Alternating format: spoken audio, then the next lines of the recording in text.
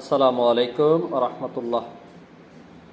রাসূলুল্লাহ সাল্লাল্লাহু আলাইহি ওয়াসাল্লাম বলেন, যে ব্যক্তি মানুষের উপকার আসে আল্লাহ তাআলা তার উপকার আসেন। সহিহ মুসলিম হাদিস নম্বর 6758।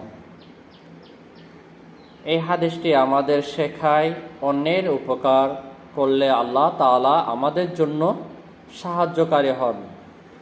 একজন মুসলিম হিসাবে মানবতার সেবা করা এবং মানুষের কষ্টে এগিয়ে আসা অত্যন্ত গুরুত্বপূর্ণ। ধন্যবাদ। এই হাদিস অনুযায়ী আমাদের সকলকে আমল করার তৌফিক দান করুন, আমিন।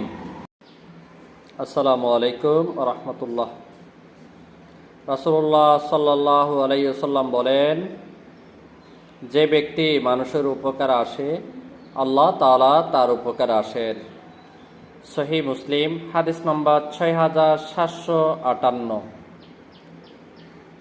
এই হাদিসটি আমাদের শেখায় অন্যের উপকার করলে আল্লাহ তাআলা আমাদের জন্য সাহায্যকারী হন।